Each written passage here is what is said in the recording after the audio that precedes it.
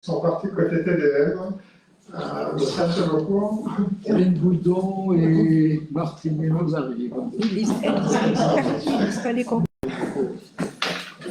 Du coup, je vais commencer par faire l'appel. Stéphane Roy qui est présent, Hélène Boudon qui doit être en instant d'arrivée, Claude Guyon-Chenot présent, Isabelle Furgon présente, David de Rossi, excusez, me donne pouvoir, Catherine Papu présente, Pierre Ponty présent, Monique Durand-Prada présente, Sylvain Hermann, excusez de pouvoir, Isabelle Furgon, Martine Munoz devrait être en instant d'arrivée. Un conseil d'école, Sophie Deleg présente, Didier Sturbin présent, Lisa Hazard excusée, Michel Condron présent, Dulcine Sec excusée, Vincent Pepigeon, je crois qu'il m'a dit qu'il est excusé aussi, depuis souvenir. Monique Moreno excusée, donnera pouvoir à Martine Munoz lorsqu'elle sera là, Pascal Thierry-Recourt présent, Patricia Beaumont-Brun, excusez de ne pouvoir à Pierre Conti, Pierre Sureda présent, Peppa Kainen présente, Thierry Barthélémy présent, Michel Manuel, excusez de ne pouvoir à Pascal Thierry-Recourt, Christophe Mancal, excusé et donnera pouvoir à Hélène Boudon lorsqu'elle arrivera, Eric Vincent Petit-Manger. Je ne sais plus si tu m'avais dit peut-être tu venais ou pas. Michel, excusez beaucoup Pascal Thierry-Recourt, Christophe Mancal et Boudon, et Eric Beaucourt présent, Francis Roux. Il arrive. Il arrive, c'est Raphaël. Il arrive aussi. D'accord. Déjà, excusez de rapport à Francis Roux lorsqu'il sera là. Farid Alaïd présente, Claire Joyeux présente, Annie Cheval-Denay présente, Philippe Barrault présent et Bernard Dunia présent.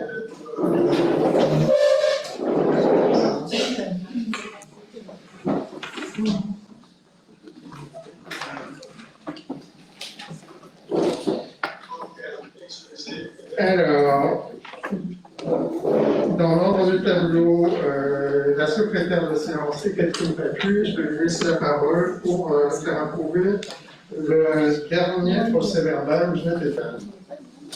Et chers collègues, je vous propose d'approuver le procès verbal de la séance du 7 octobre 2025.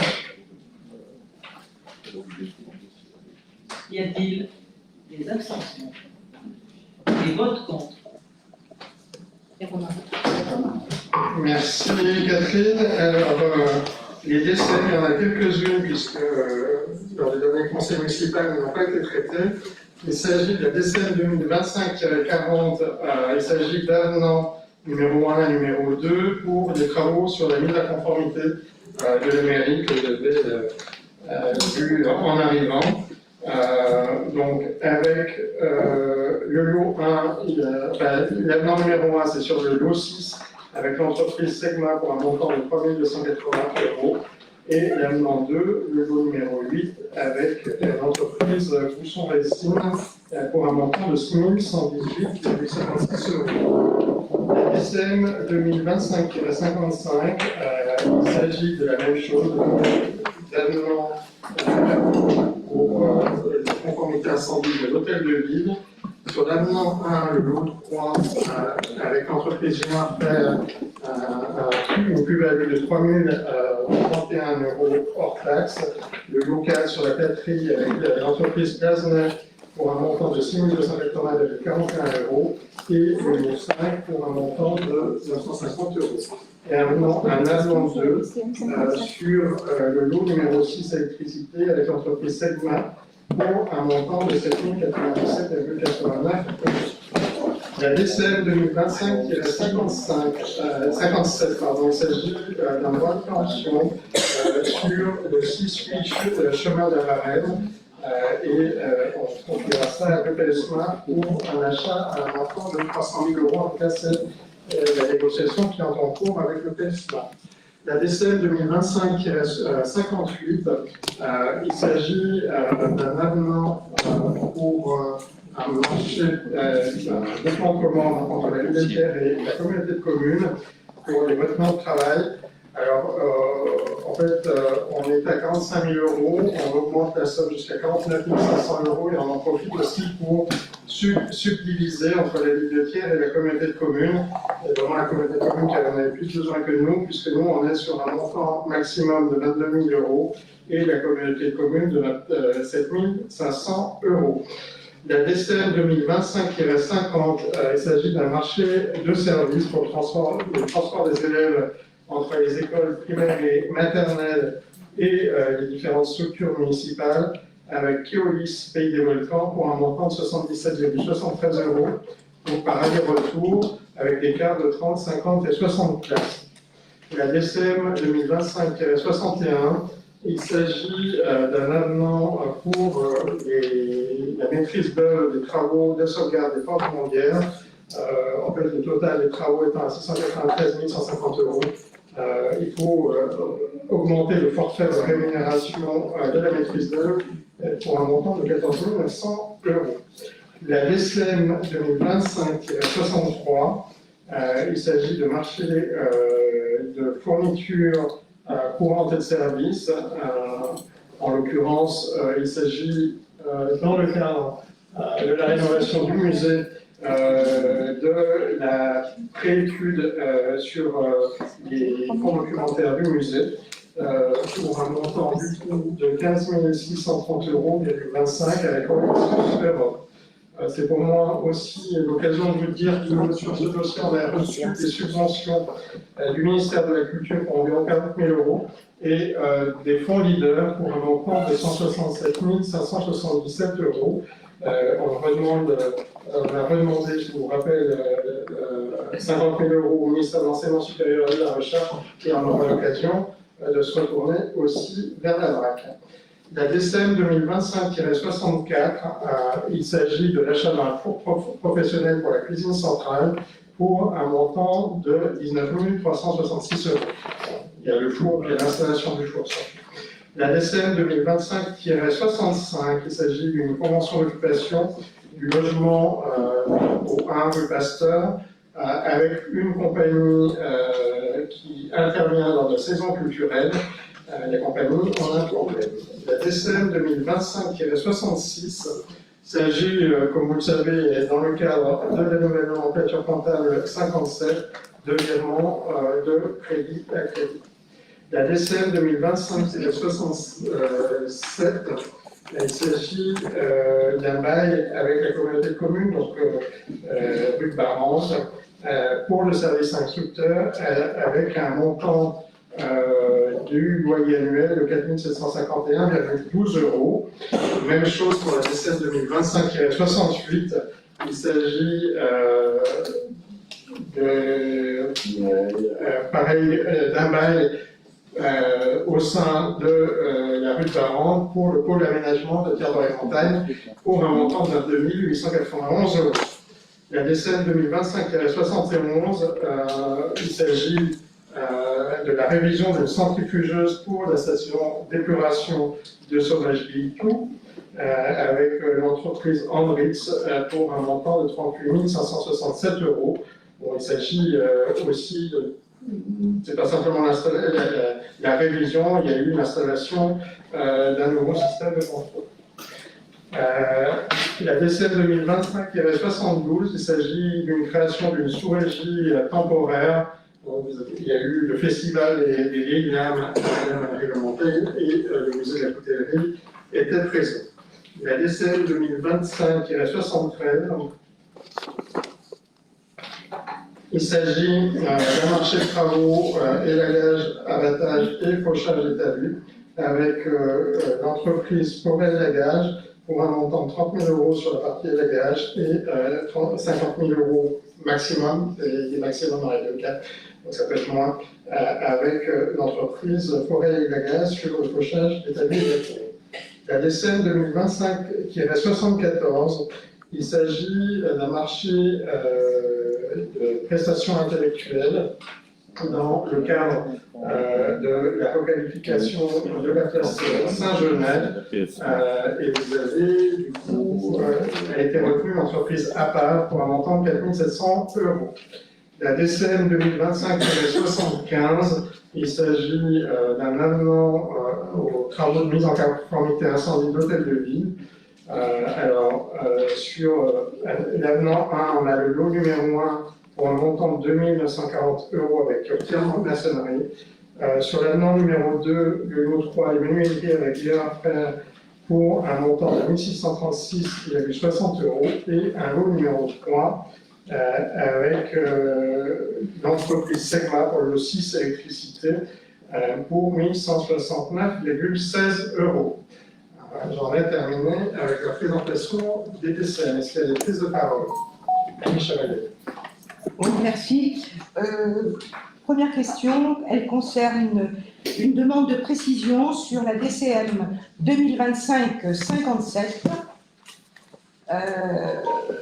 En préparation, nous avons eu les superficies annoncées à 1 223 m² de terrain et je crois et 850 m² de bâtisse. Ça, hein, voilà, ça on l'a eu. Par contre, moi je voudrais savoir quelle est la destination de ce bien qu'on fait porter par l'EPF.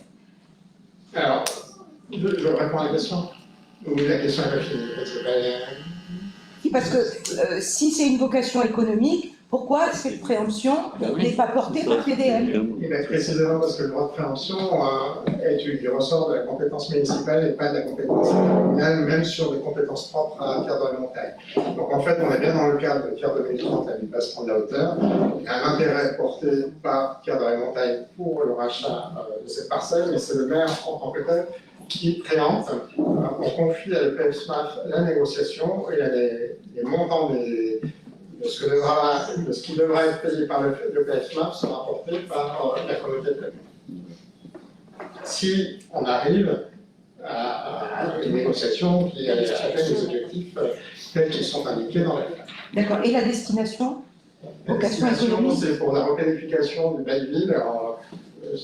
En fait, grosso modo, toute la partie qui est entre Intermarché et Carrefour, dans le cas de Pierre de Montranche avec les prendre la hauteur, a une vocation de pouvoir porter du foncier économique en direction plutôt des commerces et de l'artisanat, avec des parties qui devront être reconstruites. C'est-à-dire la fameuse reconstruction de la ville sur la ville. Macussière est la dernière zone d'activité économique pour les activités commerciales et artisanales telles qu'on la connaît à l'heure actuelle, et on a vocation maintenant à utiliser les endroits de la ville pour réinstaller du commerce et de l'artisanat. On s'en préoccupe dès maintenant, parce que vous avez vu que la zone de Macussière est déjà bien garnie. Alors, on aura bien évidemment, les élus du territoire ont quand même souhaité maintenir comme priorité du foncier économique pour les entreprises industrielles. C'est-à-dire qu'on sépare bien les deux, c'est-à-dire qu'on reconstruction de la ville sur la partie artisanale et commerciale et sur le logement, et sur la partie industrielle, pour le coup, il y aura possibilité éventuellement d'avoir un peu de terrain pour les entreprises quand on en cherche. Je ne sais pas si j'ai répondu à ta question. Oui, enfin, oui, enfin, la question sur la préemption, oui. Après, sur la vocation de cette parcelle, d'avoir comment elle est imbriquée avec d'autres parcelles, et comment ça s'articule dans ce secteur. Hein. Parce que, bon, le mélange de l'industrie, du commerce et des services, bon, est-ce que c'est... Pas trop quoi pas parler, mais il y a des requalifications qui viendront à terme. Ouais, on sait déjà. Il y avait juste une dernière petite précision, c'était sur la DCM 2025-71, mais qui avait attrait à une centrifugeuse pour une station d'épuration, c'est pour la station d'épuration. C'est problème de libellé, Et pour, oui, enfin, on a plusieurs, il y a la grande station, il y a les microslettes Oui. dans la SEC, donc effectivement, il n'a pas été indiqué, Voilà. il a fallu mettre la station de storage liquide pour être tout à fait précis. Francis. Oui, merci Monsieur le maire. Ma question concerne le DCM 2025-73 sur les marchés de travaux d'élagage, d'abattage et de fauchage de talus et de plantes. Donc nous souhaitions savoir s'il nous semble que la commune était couverte par ces prestations. Et au vu de la pluriannualité, est-ce que l'on atteindra le montant maximal? Quel est le montant maximal que vous avez prévu sur le marché? Alors, c'est inscrit dans l'affaire, il y a un montant maximal et pas de montant nominal. C'est-à-dire qu'on peut très bien sur une année être à 0 €. Et l'ensemble de la commune va être couvert par ces prestations? Alors, l'ensemble de la commune peut être couverte. On n'a pas vocation à saucissonner la commune en différentes tranches pour les marchés en question. Sur l'élagage, on est vraiment sur quelque chose d'assez courant. Oui. Parce que très souvent, c'est très technique l'élagage, on n'a pas les compétences en interne pour pouvoir élaguer dans les conditions de sécurité suffisantes dans l'équipe. Donc là, ça fait des années qu'on utilise ça. Il y a une petite prestation aussi sur la partie fauchage et talis. Alors là, on a un montant un peu plus important. Vous savez qu'Agricole n'existe plus. On avait quand même une partie qui était faite par Agricole, donc à certains moments, qui pourrait être demandé un renfort sur. En fait, ma question était celle-là, c'est pour combler l'ancienne prestation d'Agricole. Pourquoi ne pas avoir remis la même somme, puisque on avait on avait un marché avant de commande qui était supérieur. Donc, si on veut être capable de faire l'ensemble, il faut peut-être prévoir. On fera pas l'ensemble, qu'on soit bien clair. Agricole était une entreprise qui était capable de mettre en œuvre à peu près une quinzaine de personnes au sein plutôt des villages de la ville. Donc, ça fait partie effectivement des choses sur lesquelles parfois on va tirer un peu plus sur cette ligne. On l'a fait dans le passé, parce que dans le passé, on avait le même montant maximum. Donc on a l'impression qu'on a la même chose, on l'utilisait assez peu. Bon. Merci. Philippe Baron. Oui, excusez-moi, monsieur le maire. Il faut appuyer sur le bouton. Là, ça marche. Ouais. C'était juste une interrogation par rapport aux prises RJ45 dans les locaux de la police municipale à 2025-40. On a tant de prises que ça, 3 290 € de prise, RJ45.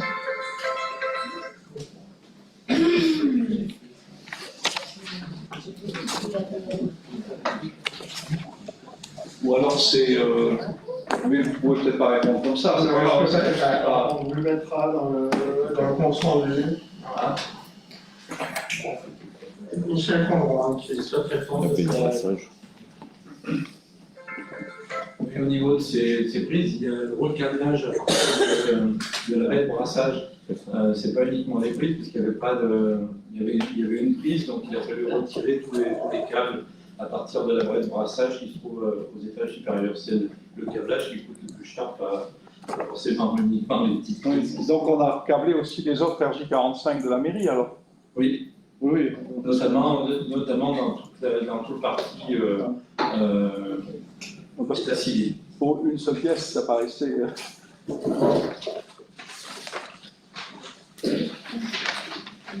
C'est pas possible, c'est en 59.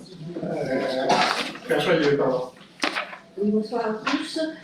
Donc ma question me concerne la DCM 2025-74 sur les travaux effectués dans le cadre de rénovation et mise en conformité incendie. Donc la première chose, c'est qu'on ne peut que se réjouir de la fin des travaux et de réintégrer la maison, parce que c'est une commune.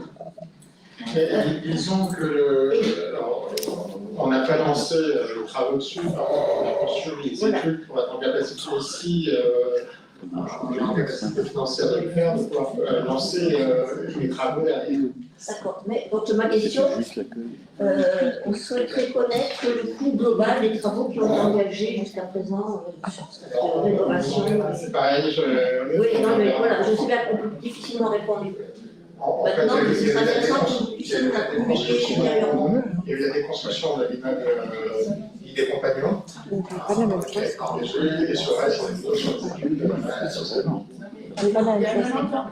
Oui, C'est pas ma question. c'était 60, oui, mais tu as dit 74, c'est 75. Ah, pardon, j'ai fait une erreur de. Voilà, c'est sur la mairie, pardon. On est passé d'un numéro on est sur 75. 457 522. Sur l'ensemble.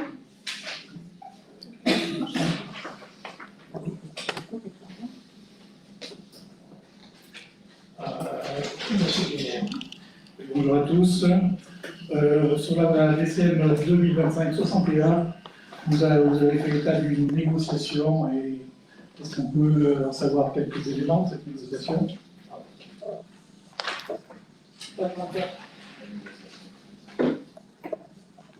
En fait, vous avez une enveloppe de départ de travaux, et en fait, le président a calculé au prorata cette enveloppe qui peut être dépassée. En fait, comme l'enveloppe des travaux est supérieure au final, et Michel qui va intervenir, en fait, le coût de la président va être supérieur au Ça, je comprends bien, mais ce n'est pas une négociation dans ce cas. Michel. C'est pas une négociation, c'est simplement que il y a eu des travaux supplémentaires qui ne sont pas encore finis d'ailleurs, puisque c'est les châssis bois qui se trouvaient dans la partie haute et quand on a voulu changer les carreaux, tous les châssis bois étaient tellement fins quand on a arraché les carreaux, les morceaux de carreaux, le bois est lavé. Donc l'ensemble des châssis qui sont au-dessus des châssis métalliques vont être pris à partir donc normalement du 20 novembre. Donc c'est la rédaction. C'est la consultation de cette partie de travaux. On nous dit qu'une négociation. Bien, y a-t-il d'autres interventions? Je passe au premier point, qui est la présentation des comptes annuels et du rapport de gestion de la société publique locale. Alors, vous allez avoir reçu le rapport de gestion. Je vais commencer par en faire un peu une synthèse. Sur le bilan d'exercice, vous avez un bilan d'exercice pour un montant de 1 074 868 €, avec un chiffre d'affaires qui est de 724 169 €, un total de produits de 741 731 € et un total des charges de 721 891 €, ce qui fait un résultat net comptable de un peu moins de 20 000 €, 19 840 €. L'an dernier, il y avait eu un résultat négatif de 63 054 €. Il avait été décidé de combler 20 000 à 20 000 € sur 3 ans. Et donc, nous avons l'exercice a été mis en œuvre. En fait, le trou était lié à des difficultés sur les hors-taxes PTC, parce qu'on ne prend pas de la même façon la TVA côté collectivité territoriale et dans une SPL. En fait, dans une SPL, c'est un fonctionnement d'entreprise. Et donc, la TVA va être prise en charge, on n'avait pas pris en charge au moment de la réflexion sur le budget, on n'avait pas appelé les fonds auprès des deux collectivités de tiers de la montagne et de tiers.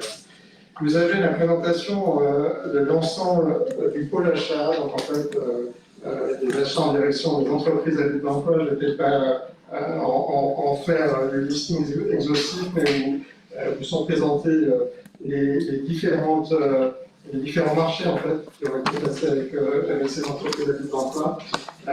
Vous avez l'achat des denrées alimentaires qui est d'un montant de 5 548 € pour les légumes contre 9 998 € en 2023 et 19 945 € pour la volaille contre 28 073 € en 2023.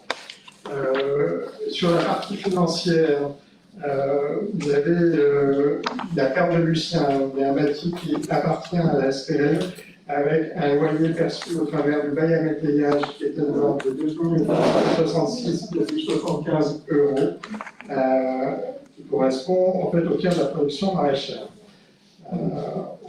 Sur le bâti ITW, alors là on a pris un peu de retard puisque l'an dernier la SPL a mis ses efforts sur l'accompagnement d'Aquipol et donc le dossier ITW a pris un peu de retard et on n'a pas lancé de travaux. Sur la pôle principale, la mise en œuvre de l'expérimentation territoire zéro chômage de longue durée, on a poursuivi en fait l'animation de ce qu'on appelle la liste de demandeurs d'emploi et on a embauché, puisque lorsque Aquipol a trouvé un nouveau président, la direction est partie immédiatement et donc il a fallu intervenir pour que l'on puisse avoir une direction minimale dans le cadre de la procédure judiciaire qui est engagée. Et donc on a embauché 2 personnes qui étaient capables de le faire. Donc la masse salariale de ces 2 embauches sur l'année 2024 était de 16 700 €. Il y a eu une mise à disposition de la directrice, mais sans surcoût, puisque son salaire était pris en charge dès à présent par la SPL. Sur les principaux risques et incertitudes. Dans les actes juridiques, il y a eu des retards de vote au sein des collectivités territoriales qui ont rendu un peu plus difficile le rapport entre la SPL et les entreprises d'abus d'emploi. Je rappelle que il faut même attendre le vote des budgets pour qu'on puisse engager les fonds. Donc la bibliothèque n'est pas forcément la plus mal placée, mais on aurait pu faire un peu mieux. En tout cas, il faudra le faire la prochaine fois. Sur le suivi du bail à métayage, on a eu quelques soucis avec la ferme de Lucien, avec pour des poulets qui n'étaient plus vendus, et une fermeture même de l'activité poulet, alors qu'on aurait plutôt souhaité de pouvoir poursuivre. Des légumes qui étaient de plus en plus de mauvaise qualité, et donc il a été demandé une résiliation du bail à métayage avec la ferme de Lucien. De toute façon, la ferme de Lucien a fermé avant. Fonctionnement du pôle de la cellule du pôle central d'achat. Jusqu'à maintenant, en fait, ce qui se passait, c'est que vis-à-vis des entreprises à but d'emploi, on avait des marchés à procédure adaptée, donc on a pu le faire, on peut le faire pendant 3 ans vis-à-vis d'entreprises de ce type. On l'a fait aussi bien en tant que commune de tiers, communauté de communes de tiers de la montagne. On l'a refait en tant que SPL, donc en fait on a fait 2 fois 3 ans, ce qui déjà en termes juridiques est un peu douteux. Et donc, dans la conformité du respect du code des marchés publics, en fait, on n'est plus en capacité de poursuivre de la même manière.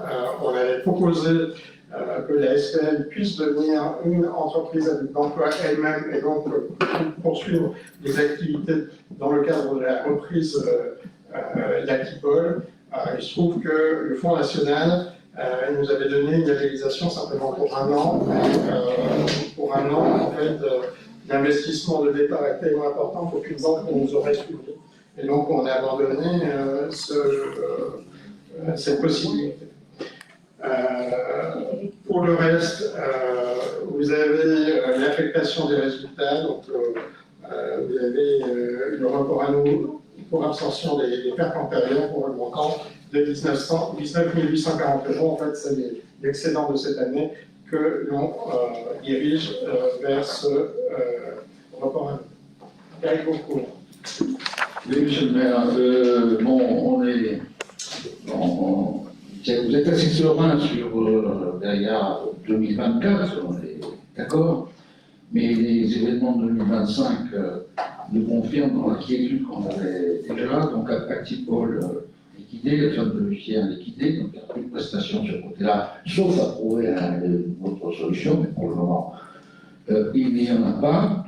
Donc si je comprends bien, Gaïa continue de gérer la liste des demandeurs d'emploi, mais ça, à mon avis, plus guère de sens s'il n'y a plus les débouchés qu'il y avait chez Artipol, sauf à en retrouver, parce que le suivi de l'insertion, il y a des services publics qui le font. La spécificité du territoire chemin de longue durée, c'était de sélectionner, de préparer ces demandeurs d'emploi. Donc voilà, on s'interroge sur le devenir de Gaïa dans ces conditions, et également sur les investissements qui ont été faits, alors ou directement par Gaïa ou par les OPE. Alors, par rapport à ce que vous avez dit, en fait, lors d'un comité local pour l'emploi, il a été décidé effectivement de suspendre à ce stade l'accompagnement de plus personne qui voudrait s'inscrire dans la liste des demandeurs dans le cadre du projet territoire de chemin. Donc ça, cette année, on a décidé justement de suspendre ça parce que, comme vous l'avez dit vous-même, on a pu une possibilité de défendre le projet comme on a pu le faire jusqu'à maintenant. Donc ça, très clairement, on est plutôt sur un plateau avec des difficultés pour les entreprises à but d'emploi, aussi dans le cadre des marchés publics, c'est-à-dire qu'on parle ici de l'ESPEN, mais en fait l'ESPEN n'a été créée que pour, dans un premier temps. Après, on a pris en charge d'autres sujets, mais principalement pour le projet territoire zéro chômage longue durée, sachant que dans le cadre du code des marchés publics, on peut aller, même ça, c'est critiquable, mais jusqu'à 40 000 €, on pourrait avoir des marchés en direction des entreprises à but d'emploi. Au-delà, on passe forcément par une procédure de marché public, et donc ça suppose la concurrence et les entreprises à but d'emploi, dans le cadre de ce projet, sont supposées aller vers des activités dites non concurrentielles. Donc le code des marchés publics, pour le coup, bloque les possibilités de financement du projet par le financement public, sauf à démultiplier les acteurs publics dans ce domaine. Et donc on est en train de travailler pour essayer de trouver les nouvelles activités. La tiers entreprise elle est plus sur des activités en direction du marché privé. C'est moins le cas d'un certain BE. Et donc, on est en train de voir comment on peut trouver des solutions dans ce cadre. Avec un certain. Un certain BE.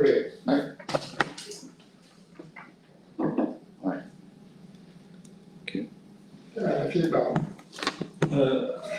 Un certain nombre de députés ont interrogé le gouvernement parce qu'au moins sur les projets de budget actuels, il y avait une forte baisse de l'argent attribué aux EBE. Et donc, il manquait, ne serait-ce que pour boucler les EBE actuels et leur fonctionnement, plus de 13 millions d'euros. Vous avez eu d'autres informations là-dessus? Alors, ça fait partie des sujets en soi. Hein. Ça, pour le coup, c'est pas quelque chose que l'on découvre parce que c'est d'ailleurs dans le cadre de la loi. Il y avait des possibilités que l'aide au poste soit diminuée au cours de la trajectoire. Pour ne pas empêcher mon sentiment, en fait, on est dans une période de 2 fois 5 ans où on est dans l'expérimentation. Voilà, dans le cadre de l'expérimentation, on peut faire des erreurs, et en soi, c'est quelque chose qui peut apporter quelque chose de nouveau. Je trouve que malheureusement, les erreurs ne sont pas corrigées. Et on sent que, je parlais des marchés publics, hein, les marchés publics, c'est quelque chose qu'on a signalé à diverses reprises au niveau national, et on espérait soit une modification du cadre législatif, soit des solutions apportées en termes juridiques pour que l'on puisse faire, quand on a dit territoire au tout début, lorsqu'on s'est lancé sur territoire zéro chômage longue durée, on était sur des choses qui étaient assez douteuses d'un point de vue légal. Du territoire, en général, chacun regarde un peu de côté et on se dit sur les prochaines années, il faudra assurer et solidifier un peu la construction, mais c'est pas quelque chose qui en soi pose problème. Ce qui pose problème, c'est qu'on est en fait à la veille, normalement, la loi devrait être votée d'ici la fin de l'année, vu les circonstances générales, un dessin sur les possibilités véritables offertes pour une extension du projet, mais en fait, les lois d'expérimentation, c'est le cas dans le cadre de la Constitution actuelle, elles sont faites pour 2 fois 5 ans maximum, et après, soit c'est le projet n'a pas donné ses fruits, du coup il faut arrêter complètement le projet, soit le projet a porté ses fruits, et dans ce cas, on a une loi classique qui se substitue avec une extension du projet à l'ensemble du territoire national. Ça ne veut pas forcément dire une extension en termes réels, parce qu'il peut y avoir aussi du droit d'option. Ça, c'est des choses qui sont débattues à l'heure actuelle. Mais là, où on en est à l'heure actuelle, le projet, en fait, il manque très clairement, de mon point de vue, un portage politique suffisant pour qu'il puisse être complètement avec la même espérance qu'on a eue il y a maintenant pratiquement 8 ans avant.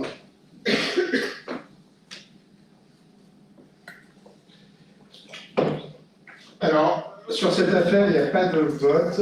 Par contre, il faut que je vous fasse prendre acte que les données vous ont bien été transmises. Y a-t-il sur ce point des votes contraires, des abstentions? Merci.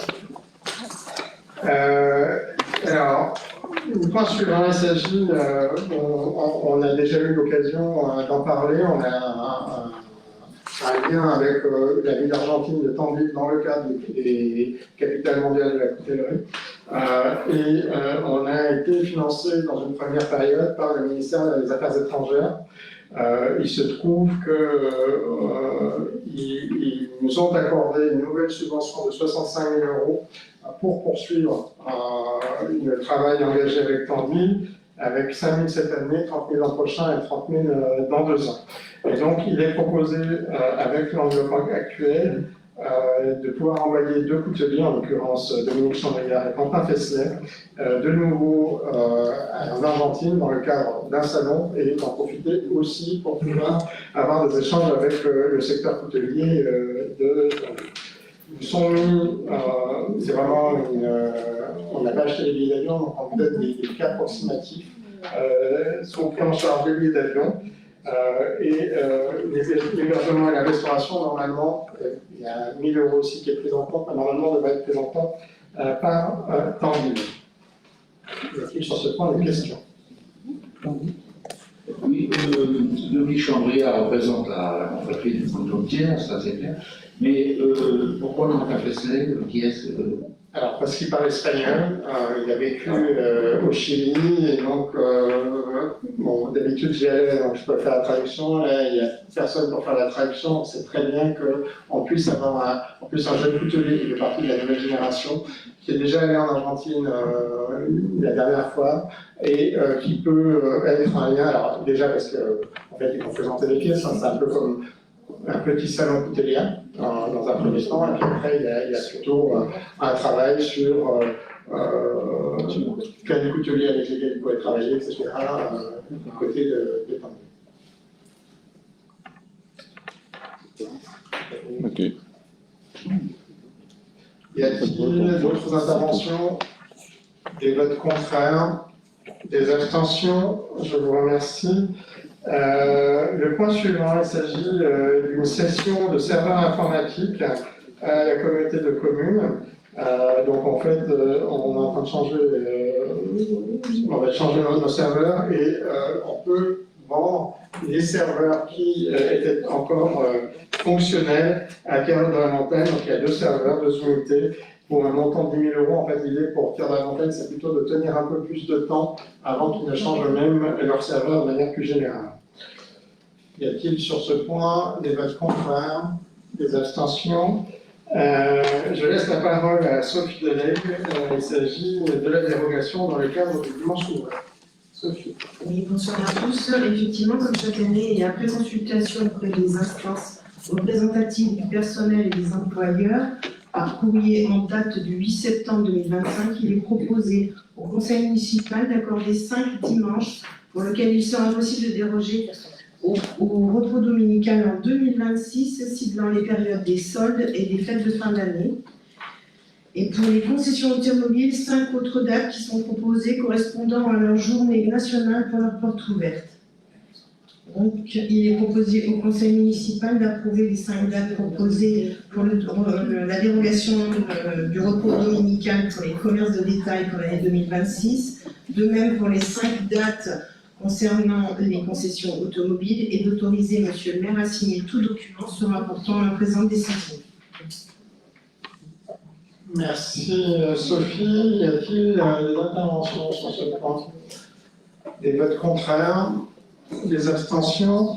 Alors, j'avais pas vu l'arrivée de Vanessa Loscani, mais je vais peut-être vous la présenter parce que je pense que le conseil municipal ne la connaît pas. Il s'agit d'une nouvelle directrice générale adjointe. Donc, Vanessa va se lever pour.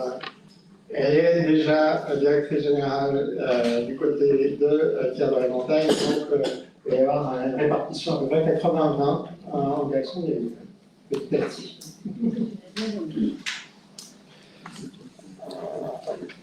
Alors, le point suivant, il s'agit de demande de subvention exceptionnelle, et dès qu'on parle d'exceptionnalité,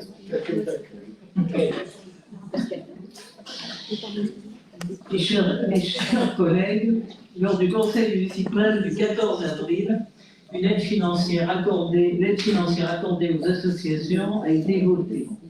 À titre exceptionnel, il est également possible que des associations demandent un accompagnement pour des projets spécifiques. 2 associations sont dans cette démarche d'accompagnement. Tiers Art Club, qui sollicite une aide exceptionnelle de 750 € pour l'organisation de son tournoi annuel des 13 et 14 décembre 2025. Atubafio, qui sollicite une aide exceptionnelle de 450 € pour la fête de la boule, soit un total au chapitre 65 de 1200 €. C'est déjà suffisant. Il est proposé au conseil municipal d'approuver le versement de 750 € au Tiers Art Club, d'approuver le versement de 450 € à l'association Atubafio, d'autoriser le maire à signer le document rapportant à la présente décision. Y a-t-il des questions? Pas de questions, ça a été écrit. Y a-t-il des votes contraires? Des abstentions? Merci. Tous les points suivants, il s'agit de subvention façade, donc 2115,78 € à des œillets et 216 € route de Sainte-Marguerite. Et donc un montant total de subvention de 2331,78 €.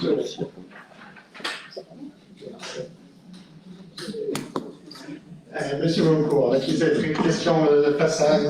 Oui. Une question sur les façades, mais pas de façade. Non, ça conforte ce que j'ai déjà eu l'occasion de dire. On a un budget de mémoire de l'ordre de 50 000 €. Le compteur s'arrête à 17 000, nous sommes au début novembre. Donc je pense qu'on n'atteindra pas le budget. Et ces subventions, donc, qui sont d'ailleurs modestes, sont peu accordées, sûrement peu de demandes. Enfin, donc ça n'a pas d'impact significatif sur l'aspect de la ville. Voilà. Donc j'appelle à une réflexion sur ce sujet, au moins dans le cadre des prochains mandats des uns et des autres. Ça mérite vraiment qu'on se penche. Voici une demande. Et que peut-on faire? Peut-être qu'il y a une question d'information, peut-être une question de montant, de proportion, une question d'accompagnement. Enfin, je pense que pour avoir travaillé avec d'autres villes, sans faire de miracle, on peut quand même faire mieux, à mon avis. Alors, on était à 45 000 € l'an dernier. Oui. Je pense que cette année, au vu de la situation politique et économique, il y a beaucoup de gens qui refont leur investissement parce que La façade, c'est bien, mais ça fait pas partie des travaux les plus urgents. Quand il y a des risques, certains sont obligés de encore conserver leur travail dans quelques mois. Donc c'est des choses, à mon avis, qu'il faut prendre en compte dans cette année actuelle. Je crois, moi, qu'il faut surtout regarder ce qu'on peut faire, nous, à notre niveau. Voilà. Les problèmes, c'est les autres, pour un petit pôle, pour... Je ne veux pas nier que la situation globale soit difficile, c'est pas simple pour tous les maires. Mais ça ne va pas empêcher quand même d'accompagner mieux, par exemple, un dispositif, ça doit quand même encore être à notre portée. Il suffit de regarder... les Français sont en train de réaugmenter leur épargne. C'est pas un phénomène qui touche que terre. Si l'épargne monte, c'est forcément qu'il y a moins de travaux par ailleurs. C'est mécanique. Ils n'ont pas de sommes pour faire à la fois de l'épargne et pour faire des travaux. Et je pense que là, pour le coup, la situation politique actuelle, elle nous aide bien. Enfin, nous-mêmes, on ne sait pas comment on va être mangé l'an prochain. Même chose vers la directrice des affaires financières, quand on ne sait pas où on va, on est obligé, du coup, de faire moins de choses que ce qu'on imagine, parce qu'on peut prendre un risque. Vous pouvez nous rappeler le montant, en pourcentage, la partie d'aide qui est donnée aux propriétaires? Alors, ça dépend vraiment d'un dossier. Par rapport à leur dossier. En fait, c'est ce qu'on avait expliqué la dernière fois. En fait, la partie façade est une partie peu importante par rapport à toutes les subventions qui peuvent être obtenues dans le cadre du PIG ou de l'OPARU. PIG, programme d'intérêt général, qui est porté par Cadre et Montagne, OPARU, l'amélioration de l'habitat, rénovation urbaine. Dans le cadre de TDM aussi, et là on peut avoir des subventions par rapport à des travaux qui concernent, c'est pour le coup très réglé, c'est par rapport aussi aux revenus des personnes. Sur certains dossiers, on peut aller jusqu'à 100%. Par contre, effectivement, il y a des problématiques de trésorerie qui parfois peuvent être prises en compte, mais c'est aussi des montants qui sont très très importants pour les investisseurs, en particulier du centre-ville. Allez, Chevalier. Oui, juste puisqu'on est dans les rappels d'intervention, nous on avait suggéré d'étudier un dispositif d'aide à la réfection des toitures qui permettrait en même temps d'être efficace dans la prévention des périls, etc. Et peut-être une aide supplémentaire pour les propriétaires. Voilà. Bien, je propose de faire le temps éteint. Y a-t-il des votes contraires? Des abstentions? Les deux points suivants, en fait, c'est un peu une seule et même affaire. Il s'agit, dans un premier cas, dans l'affaire 7.2, d'un déclassement d'une partie du domaine public. En fait, il s'agit d'un chemin qui n'a pas été entretenu depuis des années, qui longe les propriétés, mais qui ne conduit qu'à cette propriété. Donc il est plein de ronces. Et le propriétaire nous a fait la proposition de racheter ce terrain. Alors il y a une servitude parce qu'il y a sous le chemin en question, il y a du gaz qui passe. Et donc c'est pour ça qu'il est proposé un prix au mètre carré qui est inférieur à l'évaluation des domaines, qui était 10 € du mètre carré, on a mis à 4 € du mètre carré, et donc une proposition de cession à 3 264 €. Donc il y a deux affaires, mais en fait on concerne une seule et même chose. Y a-t-il des interventions sur cette affaire? Est-ce que je peux faire voter les deux en même temps? Y a-t-il des votes contraires? Des abstentions? J'avais une intervention. Ah, Francisco. Oui. Hein? On voit pas le micro. Ah. Oui, je préfère la version rouge, c'est pas grave. En fait, avant, à TDM, on avait les noms qui apparaissaient. Donc, parfois, il y a des micros qui sont allumés, mais je ne sais pas si vous avez oublié les brancher. Donc là, on commence. Merci, monsieur le maire. Du coup, il y a deux choses qui nous ont interpellés. Le premier, c'est l'absence de domaine public du fait que cette parcelle ne servirait pas. Donc là-dessus, je ne peux qu'inviter à écrire aux propriétaires de tous les alentours, parce qu'on risque de se retrouver avec quelque chose. C'est-à-dire que le jour où il va y avoir une indivision ou quoi que ce soit, à partir du moment où on péjore du domaine public, normalement, il doit y avoir une enquête publique. Donc il faudra une trace écrite, donc je ne sais pas si David l'a fait ou non, mais il faut consulter tout ce qui est autour. Et la deuxième, c'est lorsqu'il y a eu l'estimation des domaines, la servitude était connue, donc je pense que le prix devait être et en tenir compte. Donc on n'a pas bien compris la réfaction de prix. Donc deux points particuliers. Petit 1, a-t-on écrit à tous les gens autour? Petit 2, pourquoi cette réfaction de prix? Si la personne des domaines est passée, elle connaît les servitudes.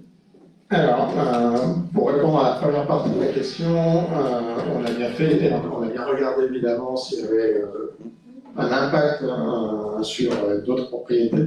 Je rappelle qu'il y a des ronces depuis maintenant une quarantaine d'années. Hein. Donc, domaine public, après, inaliénable. effectivement, il faut quand même vérifier que Il est inaliénable. un futur propriétaire ne soit pas gêné. Ça, on l'a fait. Et sur la deuxième partie, les domaines, c'est très difficile à évaluer, c'est des ronces. Donc le propriétaire, lui, va racheter pour, en fait, nettoyer un système où il y a des ronces. C'est pas quelque chose qui, en soi, est extrêmement cher. Enfin, ça fait quand même 40 ans qu'on déronçait pas un terrain public. Donc on n'est quand même pas avec la possibilité d'être donneur de leçons vis-à-vis de ce propriétaire. On est tombé d'accord sur un prix à 4 € du mètre carré. Là, je pense que c'est quelque chose de raisonnable. On n'est pas sur des sommes énormes, on parle de 3 264 €.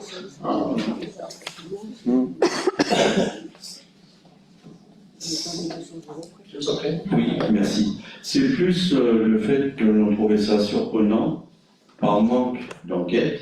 Donc encore une fois, l'enquête, le domaine public, il est inaliénable, c'est non prescriptif, il n'y a pas de restriction de temps. Donc même si on ne l'entretient pas, c'est pas grave, c'est inaliénable. Donc sur ce point-là, j'ai aucun souci à le déclasser et à le vendre, ça peut être utile. Il n'empêche que s'il n'y a pas d'enquête publique, il faut qu'il y ait des traces écrites. C'est dans un souci juridique pour plus tard. Parce que quand il y aura des ayants droit, des indivisions, vous verrez que cette part-là peut nous revenir assez facilement dessus. Et la deuxième, c'est que comme justement il n'y a pas eu d'enquête publique, l'enquête publique aurait pu stipuler la réfaction de prix. Donc sur un point de vue juridique, je pense qu'on risque de se retrouver un jour, s'il y a des héritages et des successions, sur quelque chose de boiteux. Je ne suis pas en capacité de vous dire si les lettres ont été envoyées, donc je vais revérifier par les services. J'imagine que la procédure a été suivie. Y a-t-il d'autres interventions? Des votes contraires? Des abstentions? Je vous remercie. Le point suivant, il s'agit d'une cession d'une maison située au 35 rue Mancel-Chabot. Vous savez qu'on a un certain nombre de propriétés dont on ne fait plus, pas forcément quelque chose, et là pour le coup il y a un investisseur qui est prêt à refaire des logements.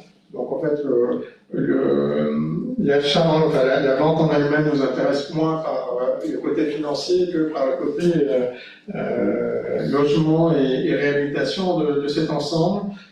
Il est proposé un montant de 4 000 €, et comme toujours dans les actes notariés, si sous couvert, il me semble que c'est 3 ans, les travaux ne sont pas effectués, la propriété nous revient de nouveau. Y a-t-il sur cette affaire des questions, des interventions? Juste, on précise, l'acheteur prenant en charge les frais d'actes notariés. En fait, c'est constant, hein, c'est toujours l'acheteur qui prend en charge. Non, en fait, si vous voulez, c'est pas une fleur ou quoi que ce soit. En fait, c'est une constance du droit. Mais il est sur le champ. Bah, il est obligé, c'est comme ça.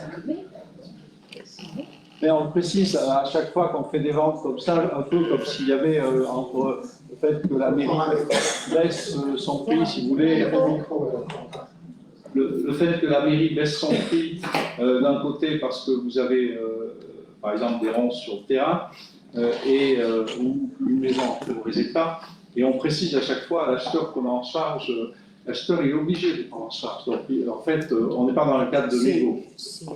On peut rappeler ce qu'on va faire. Oui, Monsieur beaucoup.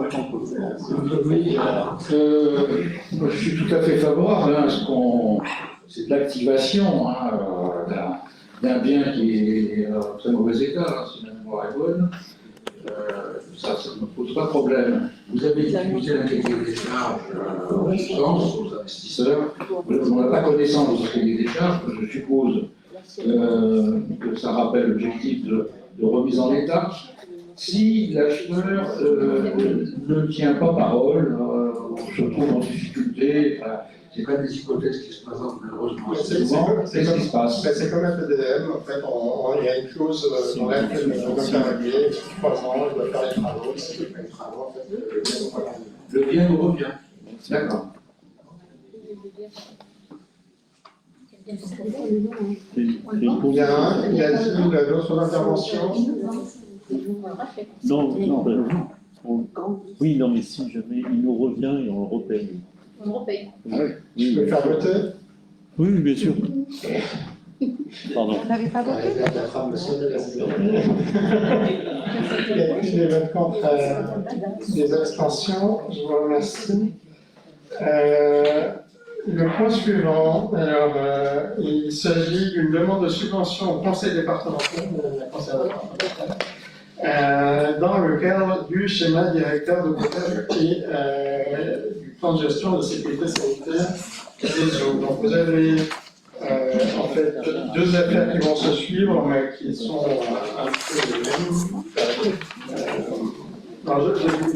Le conseil départemental, c'est la même affaire. C'est le conseil départemental et l'agence de l'eau Loire-Bretagne. L'agence de l'eau intervenant pour un montant de 50% de l'ensemble de l'étude, et le conseil départemental qui peut nous verser jusqu'à 30%. On atteindrait le montant maximum en termes de subvention possible dans ce cadre-là. Oui. C'est des subventions 2025, non? C'est pour ça qu'on fait. Oui, c'est des subventions pour cette année. D'accord. Et donc, ça suivra notre transfert de compétences à la Comcom. Alors, dans un cadre de transfert de compétences, en fait, la compétence et les obligations et les devoirs sont transférés en même temps. Aussi bien les subventions que ce qui est payé, de toute façon, vont être transférés en direction de la communauté de communes. Y a-t-il sur ce point des interventions? Le plan sera élargi aux 5 communes adhérentes de la régie intercommunale ou à l'ensemble des territoires de non, les communes qui seront membres de la régie intercommunale.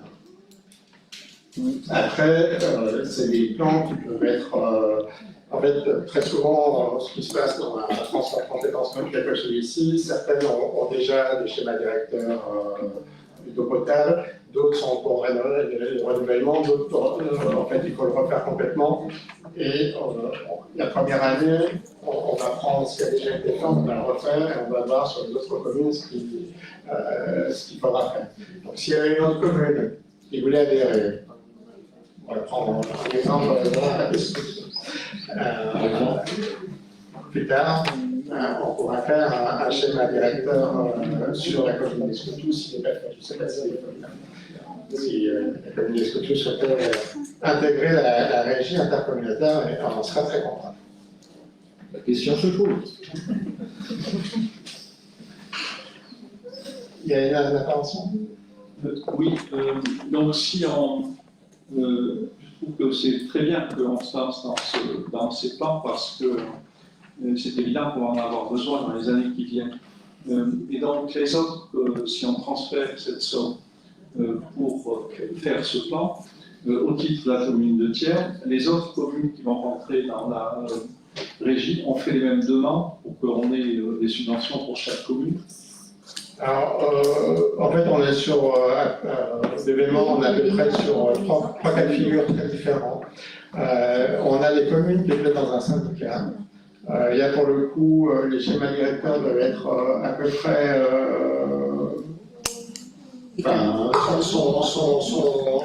sont des clairs. Sur les autres communes, je crois qu'il y a des schémas à mettre en œuvre. Et donc, il y aura forcément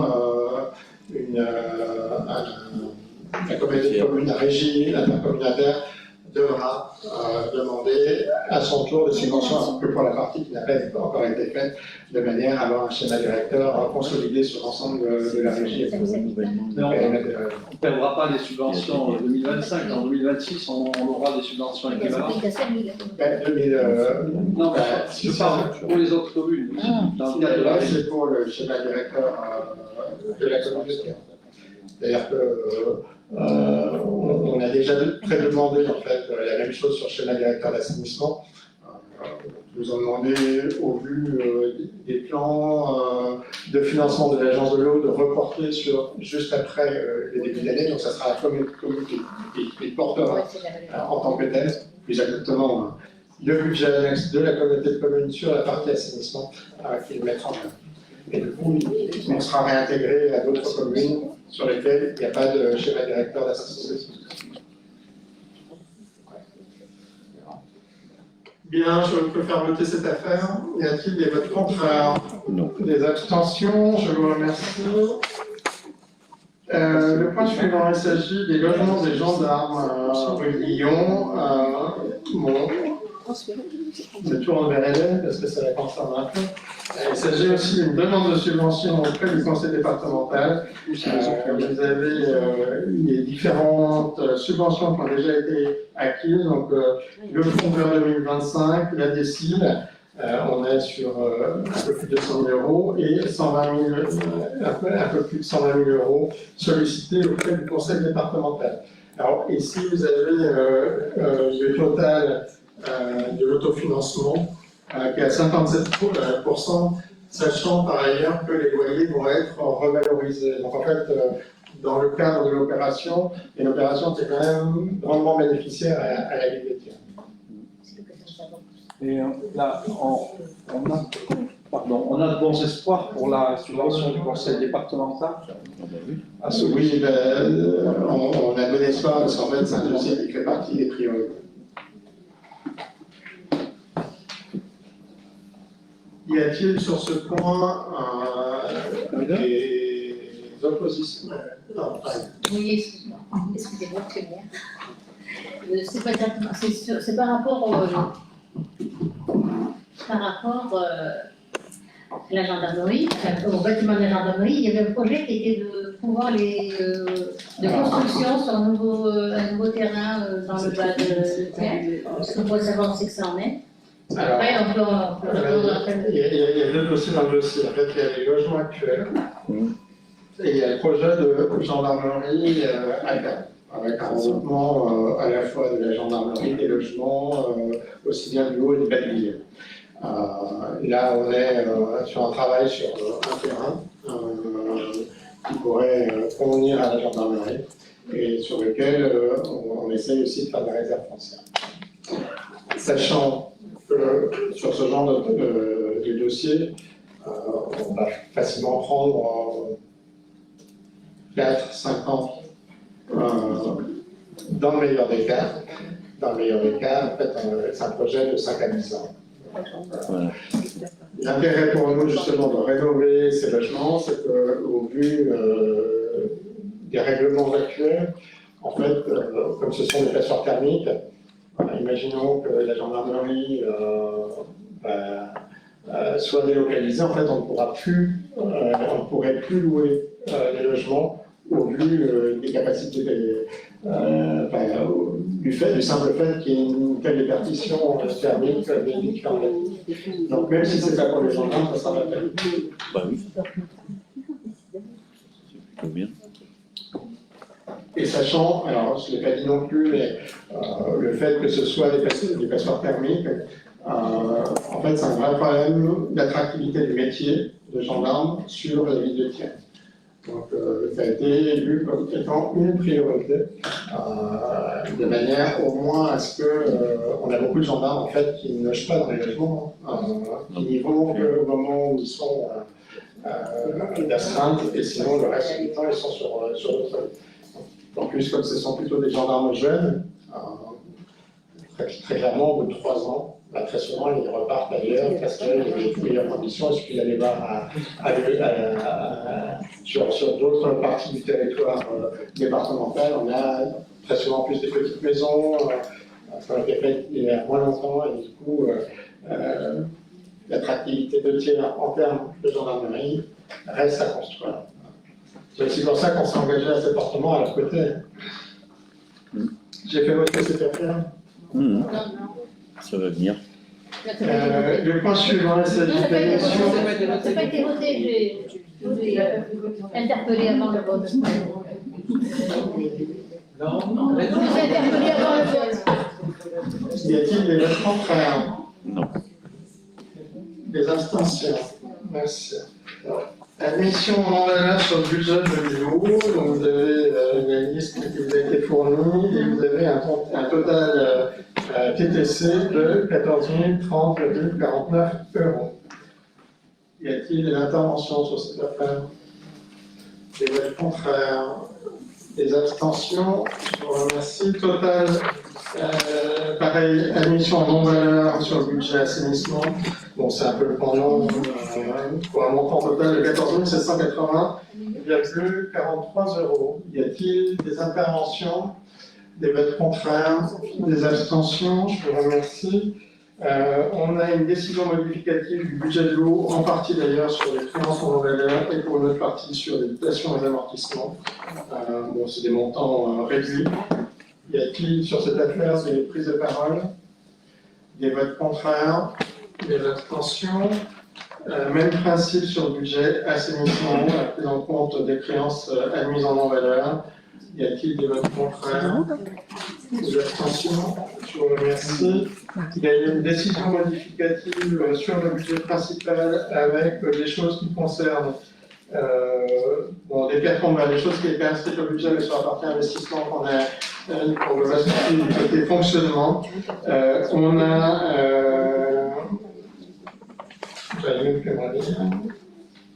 On a des instruments de musique pour un montant de 10 000 €, des subventions sur la vidéoprotection pour un montant de 28 000 € et une DETR en baisse sur les travaux de la salle espace. En fait, la salle espace, les travaux ont coûté moins cher que ce qui avait été estimé. Et donc, il y a une partie de la DETR que l'on perd sur la partie espace, mais qui sera reversée sur un autre dossier. Y a-t-il sur ce point des interventions?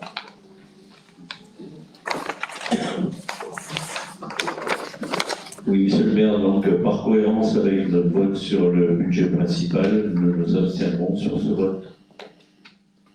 Donc, abstention. Vote contre. Décision modificative sur le budget annexe P. Vous avez des choses plutôt mieux sur les travaux dans l'État. Des travaux sur le péril du 8 Alexandre Dumas pour un montant de 17 000 € et surtout des travaux à mettre en œuvre. Alors, ce n'est pas exactement des périls, mais ils s'inscrivent dans ce budget sur la falaise de la rue 42. En fait, on a eu un expert judiciaire qui est passé et il est recommandé de faire tomber ce qui reste, une partie de la falaise qui risque de tomber en haut, et donc le montant des travaux total est d'un montant de 100 000 €. C'est sur des terrains privés. C'est la commune qui paye. C'est la commune qui paye. Il n'y a que la ville qui paye pour l'instant, avec l'espoir de retrouver éventuellement, mais pas sur le même principe qu'un péril. C'est sur principe, enfin, c'est par rapport aux décisions judiciaires que l'on pourra récupérer par plus.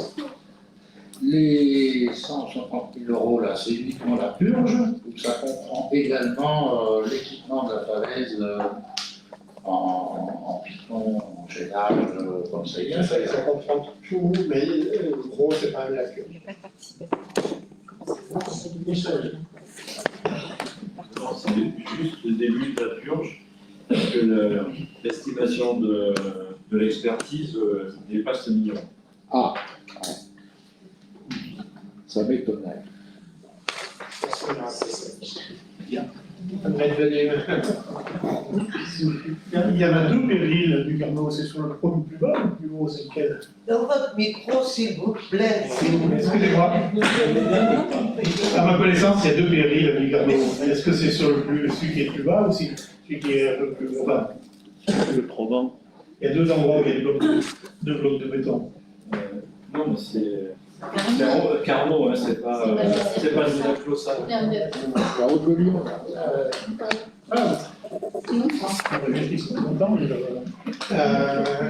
Philippe Barbe. Donc,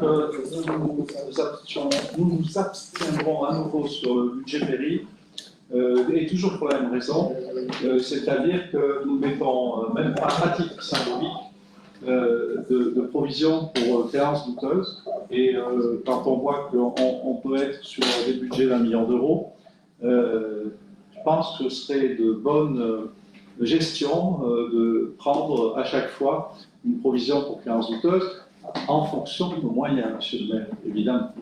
Oui, en fonction de nos moyens, et aussi en fonction de nos obligations légales, monsieur Barbe. Pour le coup, s'il y a un effondrement sur la voie publique, ça ne sera pas 1 million d'euros que la somme finale va être beaucoup plus importante que ça.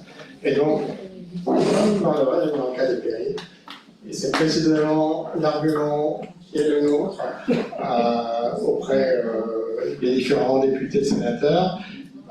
On rappelle que lorsque le maire met un arrêté de péril, il ne le met pas en tant que chef d'un exécutif avec des budgets qui correspondent à une commune, mais il le met en tant que représentant de l'État. C'est-à-dire qu'il n'a pas la possibilité, justement, de déroger au vu des budgets. Donc, on peut essayer de faire de la politique là-dessus, mais c'est, à mon avis, un mauvais choix de calcul. Francis. Oui, monsieur le maire, donc toujours dans cet esprit, nous on avait toujours été favorables et on est toujours favorable bien sûr à cette identification des budgets périls. Par contre, c'est vrai que les choses commencent de s'accumuler. Il serait bien qu'on ait de véritables tableaux récapitulatifs de ce qui a été fait, de ce qu'on a récupéré, parce que moi, pour ma part, je suis perdu dans le budget. On vous fera passer avec le compte rendu du conseil municipal.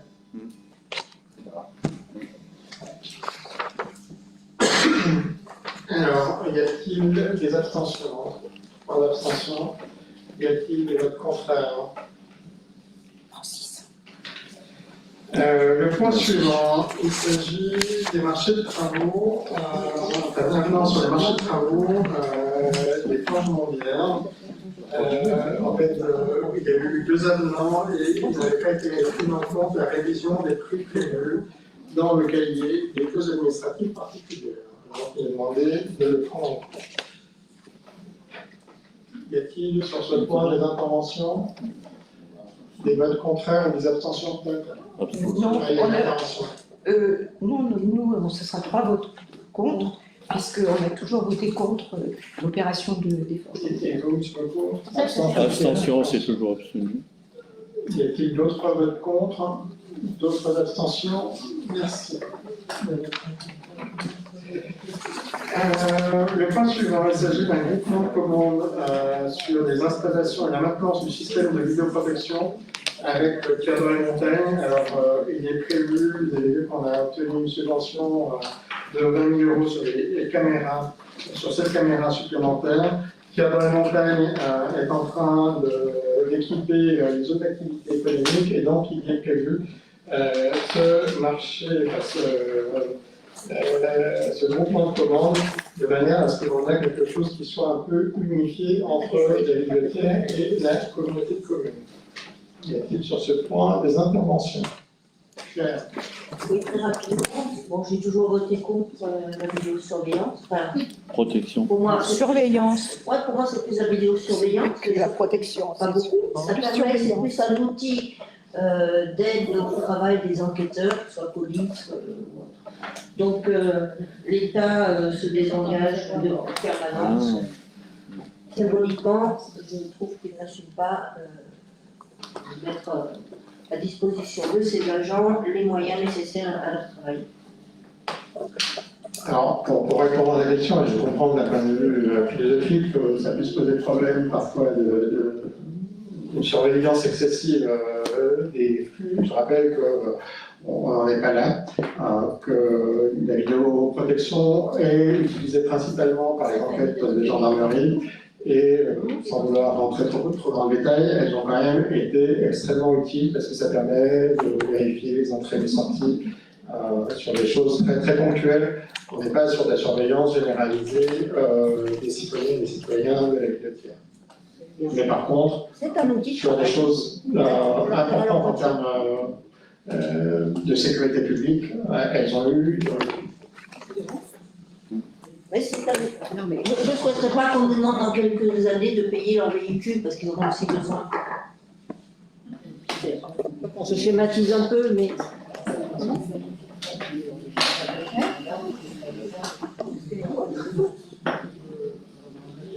Ça, c'est un débat qu'on a eu plusieurs fois, en fait, parce que je dirais, M. Beaucourt, en prendre ses termes, c'est que la sécurité, c'est une compétence partagée. C'est vrai que l'État a un rôle particulier, ça ne veut pas dire le contraire. Après, les subventions émettent aussi l'État, qui participe aussi à notre effort. Voilà. On va essayer d'équilibrer le propos. Après, il y a beaucoup de choses à faire, critiquer sur l'État, pas l'État local, mais l'État national. On va peut-être pas aller là-dessus. Francisco. Oui, sur cette affaire-là, bien sûr, nous, on est tout à fait favorable. Et ce d'autant plus qu'il faut rappeler, c'est que c'est pas de la surveillance, et vous l'avez dit, puisque les images ne sont visionnées que s'il y a une réquisition du procureur. Donc, en dehors de ça, il n'y a strictement rien. Donc, c'est un dispositif qui est tout à fait positif, effectivement, quelles que soient les communes. Sur toutes les communes où j'ai eu l'occasion d'exercer et de travailler, cela a permis, effectivement, notamment dans le terme de la délinquance itinérante, donc les flux véhicules, de résoudre pas mal d'affaires. Donc, nous, on peut quelque chose de positif sur cette affaire. Ça fait partie aussi des relations de confiance qu'on a établies avec la gendarmerie. Quand on a des logements de gendarmes qui sont des passeports thermiques, il a fallu quand même reprendre un vrai travail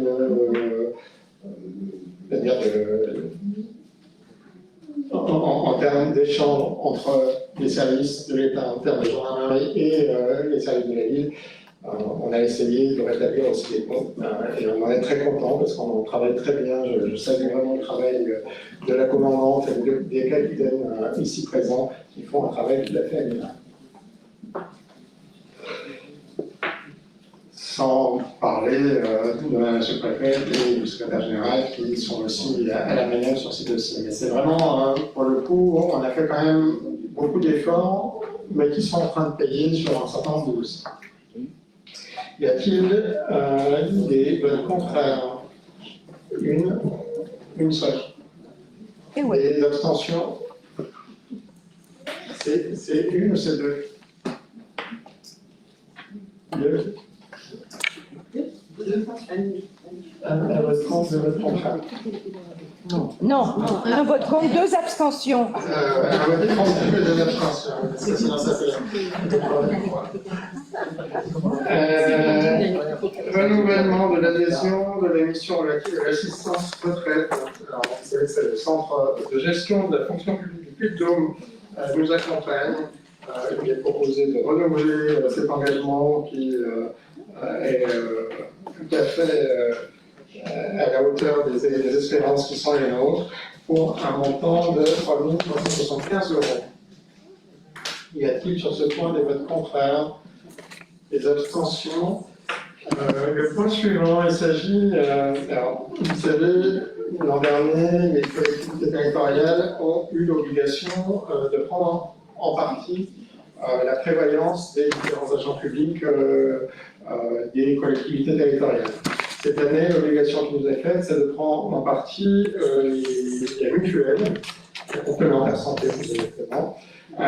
Et donc, il est proposé, après un travail de négociation avec les syndicats, d'avoir une prise en charge. Alors, la participation minimale est de 15 €.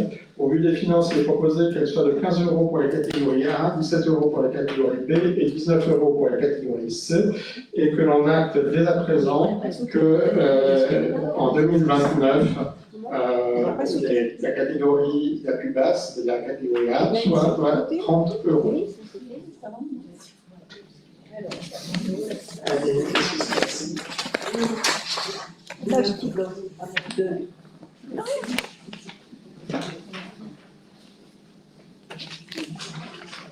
Ça va passer un petit moment d'échapper. Ça passe pas 30 €. Le 11, c'est le centre de gestion générale. J'en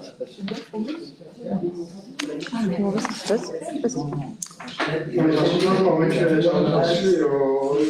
Trop vite. Ah, si, j'en suis à la conférence.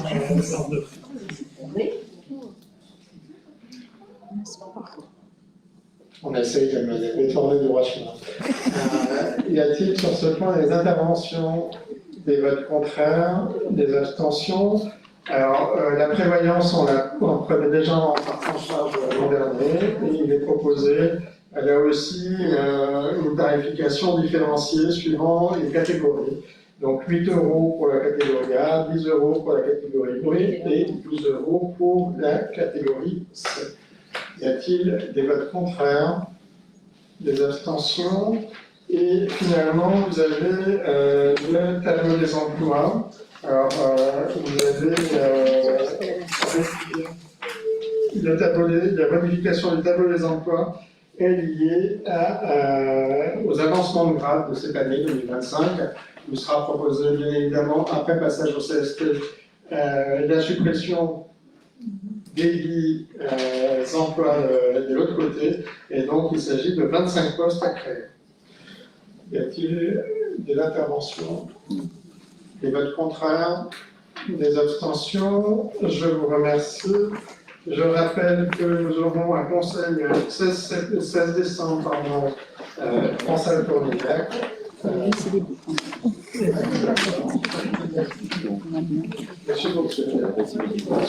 Oui, M. j'avais omis là, il y a beaucoup de DCM, de vous interroger au sujet de l'allocation des locaux rue parents au service pour des sols, le service d'aménagement, qui sont des services communs de l'IM, dans un cadre d'un bail pour 6 années. Il est toujours question de reloger ces services à l'Écopole. Donc le bail sera interrompu. Au moment où, en fait, il y a une relation de confiance entre nous, mais D'accord. au moment où les équipes devront déménager.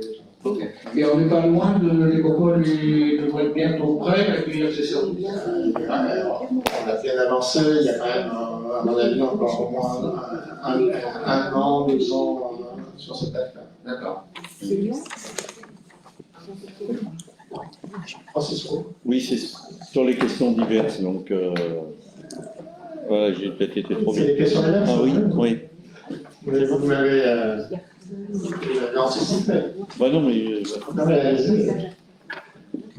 Oui, c'est peut-être une question plus spécifique pour Pierre. En fait, à quel moment on aura un bilan de la saison touristique, notamment le nouvel équipement, enfin la nouvelle gestion du camping, savoir un peu comment ça s'est passé avec l'exploitant, du snacking, etc. etc. Et j'ai un deuxième point, mais bon, David n'est pas là, C'est tout à l'heure, on a passé en DCM la mission de sécurité, prévention et de santé au travail pour un futur chantier, on va dire, de la place du Palais. Donc, bon, c'est une obligation que de faire ces missions. Mais par contre, sur la place du Palais, il y aurait quand même à faire l'entretien, et notamment au niveau des végétaux qui sont en train de pousser dans les murs de l'église, avant de penser aux nouveaux aménagements. Parce que ça va vraiment désolidariser des pierres, et quand les pierres vont être désolidarisées, on va se retrouver avec des frais sur l'église qui vont être vraiment hors de contrôle. Donc c'est vraiment important, et ça fait la deuxième ou troisième fois que ça revient au Conseil, ça avait été signalé par des gens dans le public. Donc il faudrait vraiment s'en occuper. Voilà. Alors, moi, je viens vous faire le bilan actuel, le bilan en cours. Alors, sur un point sur la baignade, il y a eu 3 surveillants de baignade qui ont été recrutés du 1er juillet au 31 août, de 13h à 19h et 7 jours sur 7. On a de nombreuses interventions au cours de la saison avec un constat d'un manque de surveillance, ça je l'avais déjà évoqué, des enfants par leur accompagnant, particulier par leurs parents. Une demande de présence du coup de 2 médiateurs les après-midi par les services sport afin de faire le lien entre les jeunes et les familles. Ça a été fait à peu près mi-juillet. En réponse à ce qui a été vu, c'est pour montrer aussi qu'il y a eu la réactivité des services de manière à ce que les choses se passent au mieux. Il y a eu de nombreux passages de gendarmerie et de police municipale durant tout l'été. Après, on a eu des appropriations de lieux par un public plutôt jeune, en particulier pour sauter en dehors de la zone de surveillance. Donc là, il y a un travail à prévoir, c'est un peu ce qui a été dit pour 2026, avec une reprise de l'ensemble des règlements intérieurs de manière à ce que l'on puisse vraiment acter qu'il y a la zone de surveillance et que le reste ne doit pas être utilisé. Et on a évidemment un accident de baignade qui nous a tous marqué avec une personne assez jeune qui est décédée lors du 12 août 2025, qui du coup a entraîné la fermeture de la surveillance de la baignade jusqu'au 31 août de cette année. Sur le bilan des activités, on a la mise en place d'un couloir de nage en lien avec le périmètre de baignade. Donc il y a eu de nombreux utilisateurs, n'est-ce pas Pierre, et notamment les triathlètes. Quand je pense à triathlète, c'est le triathlète qui m'a fait penser au triathlète qui est ici. Une remise en état de fonctionnement des 3 parcours d'orientation sur la base. On a eu une remise en état du mini-golf avec une ouverture gratuite pendant les heures de baignade. Il y a eu la mise en place d'un terrain de volley, l'accueil de 1500 éclaireurs de France, j'imagine que vous l'avez vu sur le site entre le 21 et 25 juillet. Sur le snacking, donc l'ouverture de la paillote à partir du mois de juin, avec une saison correcte sur le démarrage jusqu'à la fermeture de la baignade du 12 août, après un peu plus de difficultés. On va devoir aussi refaire le point, on n'a pas encore tous les éléments avec le snacking. Sur les sanitaires et la gestion des entretiens, il y avait, par rapport au bilan 2024, était remonté un manque d'entretien. Donc là, l'entretien a été renforcé avec l'installation à côté du clubhouse de 3 blocs sanitaires du 15 juin au 15 décembre. On a eu 3 passages effectués par les services techniques le matin, le midi et à 15h. Donc, plutôt un retour très positif sur ces nouveautés. Sur le bilan sécurité, on a eu un nombre important quand même d'incivilités croissant. Avec les détériorations des barbecues, des bandes qui ont été déboulonnées, encore dernièrement d'ailleurs, déplacées un peu partout sur le site, des panneaux signalétiques qui ont été arrachés, des tables de pique-nique qui ont été abîmées. Vous voyez, c'est quand même un travail qui pose question C'est une base de loisirs qui est très bien entretenue et malgré tout, on a quand même des incivilités assez notables. Donc, là, c'est un travail plutôt sur l'immobilier. Comment on fait au travers du mobilier pour éviter que les dégradations soient trop importantes dans le futur. On a eu aussi beaucoup de chiens non tenus en laisse, malgré les interdictions qui étaient affichées. On a aussi des courses à partir de 22 heures sur le parking. Ça, c'est des choses qui ont été remontées auprès de la gendarmerie plusieurs fois en lien avec la police municipale. Alors, le bilan de l'aire de camping-car d'Iloa, on a eu une ouverture donc, le 1er juin de cette année, avec une fréquentation du 1er juin au 30 décembre de 409 unités sur 3 mois de fonctionnement.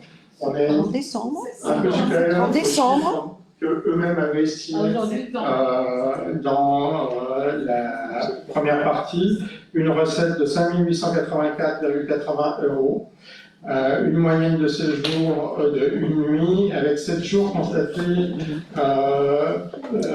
7 jours complets sur l'aire de camping-car. Avec 65% de Français et donc à fortiori 35% de non-Français, Allemands, Hollandais, quelques Espagnols, des Italiens. Sur la partie camping, ouverture le 12 juin, donc on a une fréquentation de 1307 unités.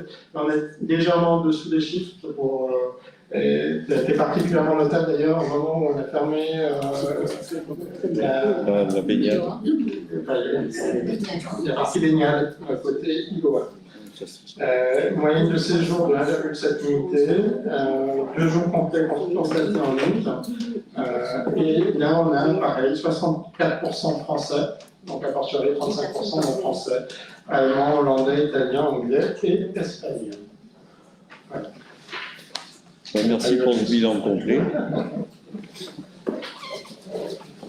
Oui, d'autres interventions, Philippe? Je voulais poser une question sur la circulation devant le chantier de Définote, parce que je pense pour raison de sécurité, les places d'arrêt minute ont été supprimées, et donc au droit de la pharmacie, avec donc des gens malades ou ayant des difficultés à se déplacer. Alors je comprends bien pour les entreprises de transport sur des zones où il est difficile de mouvoir un car. Cependant, on n'utilise qu'un tiers de la chaussée, il reste les 2 tiers. Par rapport à avant, les gens ne roulent jamais sur 50% de la chaussée. Donc est-ce qu'il serait pas possible de revoir un petit peu ça pour que ces commerces puissent travailler, parce que si c'est la seule pharmacie du centre-ville, si les personnes âgées, par exemple, ne peuvent pas y aller et être déposées, on risque de se retrouver avec des reports sur d'autres commerces équivalents en bas de la ville, où on peut se garer très aisément. Voilà, c'est susciter une réflexion là-dessus. Alors, Michel, Oui, nous avons vu avec le pharmacien justement. Il est prévu, ça devrait déjà être mis en place aujourd'hui ou demain, enfin, ça va être mis en place. Les 2 dernières places qui sont du côté de la librairie seraient mises en arrêt minute, parce que c'est le seul endroit où on peut voir le feu est démarré, parce que les tiroirs sont un peu indisciplinés et démarrent n'importe quand, et quand ils se retrouvent face à une carte, c'est pas génial. Donc l'avantage, c'est qu'ils voient en se garant dans le bon sens, bien sûr, permettrait de se passer. Par contre, le stationnement sera toujours interdit la nuit, sauf quand le pharmacien sera de garde de nuit. Pour la bonne raison, c'est qu'on a des transports et ils ont abîmé notamment toute la palissade sur le côté en plaçant, parce qu'ils ne pouvaient pas passer avec les voitures qui étaient garées la nuit, ils vont être obligés de pousser les éléments en béton et ont tordu toutes les tôles. Donc l'idée, c'est de maintenir les deux places du bout en place arrêt minute et après le soir de les supprimer. Avec un point supplémentaire, c'est qu'on a voté justement pour mettre en place une commission, s'il y a des baisses de chiffre d'affaires importants, en fait, la commission peut proposer au conseil municipal de prendre en partie des sommes qui ont été perdues par les On l'a voté. Et je vais rajouter tout de suite, avant que peut-être me pose la question, on a vu hier que les pavés étaient abîmés au milieu de la rue. Donc, ils étaient vus avec l'entreprise de maçonnerie qui est là, qui va couler du béton à partir de très prochainement, de boucher tout le trou avec du béton. Ce qui fait pendant je dirais une demi-journée, il y aura obligatoirement quelques pieds pour passer un peu à côté. C'est pour ça qu'on ne peut pas non plus avoir ces autres places ouvertes. Oui, c'est peut-être plus avec Michel en réaction aux propos qui viennent d'être tenus. Je crois qu'on en avait parlé, mais rapidement entre deux portes. Une fois, il avait été suggéré de faire mettre un panneau « Coupez vos moteurs » devant la terrasse du bar pour que les gens essayent. Parce que quand tu es assis vers les terrasses, c'est tout bonnement insupportable. Alors peut-être qu'ils ne le font pas, mais au cas où, faire poser par les entreprises un panneau, coupez votre moteur pendant l'attente, parce que À partir de la boulangerie, on avait vu ça, ouais. On en a parlé avec David, après on verra si ça passe ou pas. Annie Chevalier. Oui, alors j'avais une remarque, mais qui est tombée, puisque c'était par rapport à la commission d'indemnisation. Donc, effectivement, donc elle sera en place aussi pour cette zone-là. Deuxième chose, nous avons été destinataires du rapport d'activité de TDM pour 2024. Très bien. Est-ce qu'il est prévu prochainement qu'il y ait un débat au Conseil, comme cela doit se faire? Alors, ça dépend un peu de ce que vous demanderez. On peut faire venir le président de la Terre de la Montagne si vous le souhaitez dans un prochain conseil municipal, pour qu'il puisse présenter en général son programme. Si vous voulez ce genre de. Ce serait bien que ce soit Mais j'en retourne la question. On fera ce que vous voudrez. Non, mais s'il est disponible, très bien, mais c'était l'organisation d'au moins de l'échange, puisque parmi nous, il y a quand même des délégués qui siègent à la COCOM, donc ils peuvent aussi intervenir. En général, ceux-là connaissent cette bilan. Ils ont bien fait leur travail. Y a-t-il d'autres questions diverses? C'est pour revenir sur la voirie et sur les trous qu'on trouve un peu partout. Là, il commence à être un petit peu à être bouché. Les trous sur la voirie. Il y en a un particulièrement sur le pont du navire. Et il est un peu dangereux parce qu'on essaye de serrer un peu sur la droite, mais bon, après, il y a pas la paix. Le reste du pont du navire qui est déjà un peu plus de 100 camions. Oui. Aujourd'hui ou demain, d'après les habitants. Donc c'est un engagement des habitants.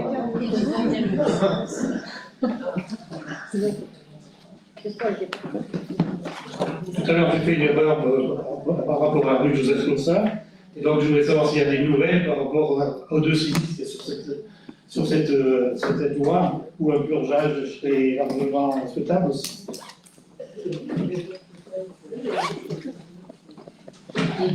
Quant au mur de la place de l'église, le mur incroyable de l'église, moi j'avais pensé que le conseil municipal avait décidé de créer un mur végétal.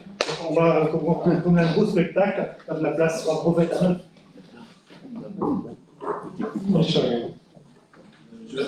Pour les deux c'est pas des périls, on ne peut pas appeler ça des périls puisque c'est des éboulements sur des terrains privés.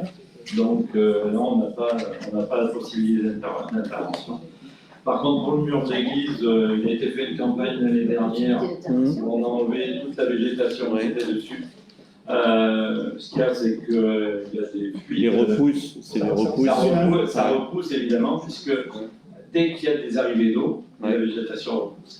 Donc il y a eu une demande qui a été faite au niveau de la DRAC pour voir les travaux qui seraient à mettre en place sur l'église. Alors on n'a toujours pas, de la part d'Élise Nectou, n'a toujours pas rendu son devoir. Voilà.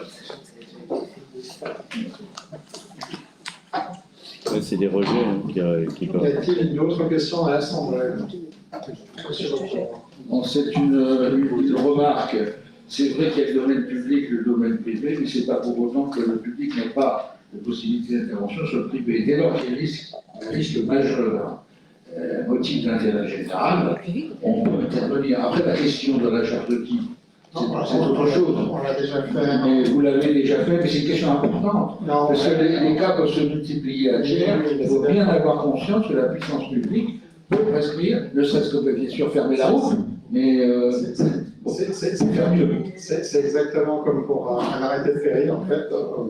On envoie, on a une procédure sur certains terrains où on demande de les conserver, par exemple. On envoie des courriers. Si les travaux ne sont pas faits, en fait, on se substitue. On est obligé de se substituer. On le fait de manière. avec parcimonie. On essaye de ne pas trop en faire non plus, parce que si en plus on rajoute ça sur déjà péril. Y a-t-il d'autres interventions dans l'Assemblée? Non. Moi, j'avais quand même une intervention parce que n'étais pas là lors du dernier conseil municipal. Il y a eu une intervention de M. Barrault sur l'eau qui a beaucoup inquiété la ville de Thiers. Je pense qu'on a ici en responsabilité. Et la manière de poser des questions, on n'est pas là pour faire des coups politiques et pour inquiéter tout le monde, alors que, pour le coup, on n'a rien à se reprocher sur les questions qui ont été posées partout. Donc, je tenais quand même à le dire, il n'y a pas de crainte par rapport à l'eau à avoir sur Thiers. L'agence de l'eau l'a rappelé. Nos services sont compétents et sont capables de tenir une politique en matière de qualité de l'eau, et le font. Donc je trouve que là-dessus, il y a vraiment eu, à mon avis, une dérive. Monsieur Barrault. Évidemment, je demande d'avoir de réponse. Je vous invite, monsieur le maire, puisque vous n'étiez pas là, à regarder la vidéo de ce conseil municipal et l'interprétation qui a été faite de mes propos et mes propos, c'est pas la même chose. Hein. Donc, j'ai posé des questions sur les nouveaux polluants qui sont dans l'eau, comme le chlorure de vinyle-monomère, comme les PFAS, et dans la discussion sont venus sur le tapis le fait qu'on avait zéro en PFAS ou en chlorure de vinyle-monomère, on n'a pas vraiment zéro. Et donc, j'ai simplement dit que le chlorure de vinyle-monomère étant un gaz cancérigène sûr, l'État, l'OMS, l'Europe ont les plus grandes difficultés à définir un seuil. Ils nous ont en effet donné un seuil et la ville de Thiers est en dessous de ce seuil. Et en a peu, semble-t-il, quand on regarde, il n'y a aucune alarme de ce côté-là par rapport aux habitants, aux gens qui boivent de l'eau, mais que la dose souhaitable d'un gaz cancérigène dans l'eau potable était pour nous de zéro. Mais une fois que j'ai eu dit ça, si vous voulez, il y a eu des interprétations. Je vous invite à vraiment regarder le conseil. À aucun moment, je n'ai été alarmiste par rapport à... Il y a des questions qui peuvent être alarmistes. Je rappelle qu'il y a un conseil d'exploitation où peuvent être posées des questions qui, justement, posent question, où on se dit, est-ce qu'il y a, sans ameuter tout le territoire, il y a eu un conseil d'exploitation la semaine dernière, il y avait 3 membres de l'opposition qui étaient absents. Voilà. Toutes ces données sont publiques, monsieur le maire, y compris les dosages. Mais il y a justement des commissions servent à ça. Il y a des choses où on n'est pas obligé d'ameuter tout l'espace public pour faire des remarques. Si l'idée c'est de parler d'un conseil municipal, je trouve que c'est une très très mauvaise politique. Oui, excusez-moi, bonsoir à tous. Effectivement, la maire n'était pas là. Et non seulement il y a eu votre intervention, vous parlez de perception des uns et des autres, il y a aussi eu un article. Ah, mais Effectivement, les retours. je n'écris pas dans les journaux, madame. Non, mais vous avez quand même eu des déclarations qui ont été retranscrites et qui ont, pour le coup, moi j'en ai entendu À ce parler. moment-là, il faut discuter avec la Et presse. oui, il n'empêche que dans votre démarche, même si c'était interrogatif, c'est dans la manière dont vous avez emmené les choses, vous savez très bien que les gens qui sont chez eux et qui vous écoutent ou qui entendent par la suite des échos, ça peut faire très peur. Et c'est ce qui s'est passé, c'est ce qu'on vous dit. Donc c'est la vigilance, on est en responsabilité. Le maire rappelle justement qu'on n'est pas là pour inquiéter les gens, dont il n'y a pas d'objet, puisque vous l'avez dit vous-même, il n'y en a pas, au moins sur la ville de Thiers. Et là, ça a fait l'effet inverse. Mais c'est ce que vous avez dit ou comment les gens ont compris. Il n'empêche qu'il faut être prudent, c'est juste pour nous. Donc je maintiens à dire qu'il faut que nous prenions de l'avance sur la nouvelle législation, qu'il faut qu'il y ait des dosages, puisque là nous faisons de la réaction aux demandes des autorités.